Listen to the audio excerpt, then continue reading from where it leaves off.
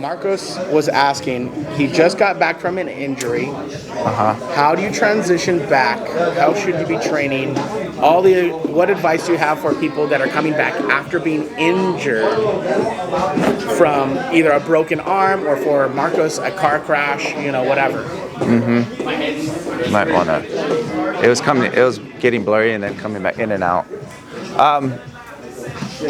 So obviously it's everything is based on the severity of the injury, in my opinion. Okay, so like let's just say, for example, like some guys have torn ACLs. That's a pretty major injury. You got to go surgery, rehab, and then you'll probably have some post-rehab after that, like some continuance of something. As long as you're cleared through your therapist, right? That's one for major injuries. Okay. So major injuries, you have to get cleared first, and then make sure you have some kind of, obviously your therapist is going to tell you, like some kind of plan to continue your progression. Because the therapist's job is just to make sure your leg is strong enough to hold your own weight and move. Like PT. Basically, yeah. And your physical therapist is just trying to get you moving, and then once you can move, they discharge you and you're off on your own. So one, don't jump back in like a jerk. Okay, what I would do is make sure you have a backup, like some kind of, for major injuries, obviously doesn't matter, but when you come back into the jiu-jitsu room, take it slow. I would probably just do warm-ups that you can do. If you can't do it, just be like, hey coach, I can't do this. If your coach makes you do it, then you probably shouldn't be there. Like you probably shouldn't be with that team. Most coaches won't say that, but do the warm-ups and stuff that you can. Do the techniques that you can. Only drill, I wouldn't spar right away until you feel like you can do something that hard. As well as you still have to deal with the mental part of it with major injuries like that. There's a mental aspect of it too that you shouldn't jump right into it because you're going to be babying your injured side.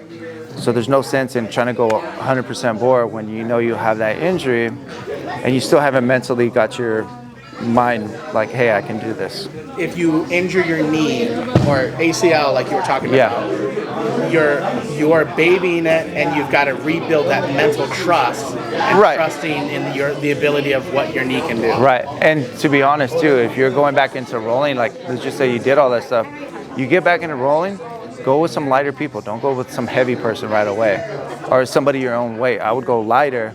Someone that's probably not going to injure your major injury. For example, Marcos, he had a bolt put from here all the way across, right? Obviously, don't go with someone that outweighs you. That's not smart. Especially when you're barely coming back into rolling.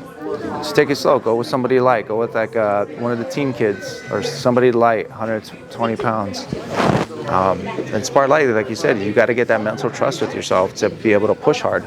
And make sure that you're strengthening the proper joints and stuff like that. Do you think the strengthening comes with lifting, or do you think that comes with just the drilling? I mean, what do you mean by strengthening? Strengthening, you got to, outside of the gym, you got to strengthen the muscles that support the joint or the injury or the surrounding injury that you had. Marcos is probably, making sure that shoulders are strong, and the triceps are strong to support the elbow. Biceps got to be strong too, so that's going to take time to build up that physical strength. And then obviously the jiu-jitsu strength is completely different. Yeah. It's a different type of strength.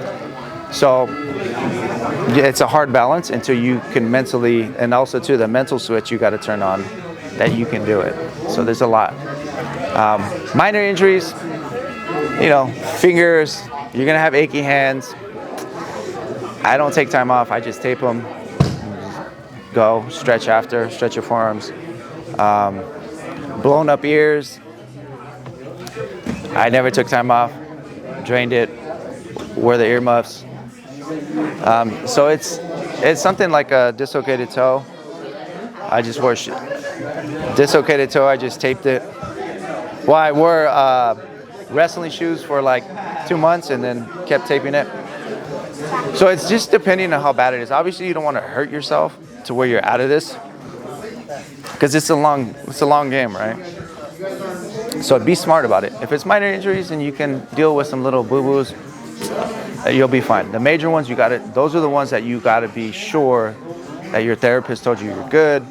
Make sure you got a strength plan after, and then get your strength in here mentally and physically. Yeah. Awesome.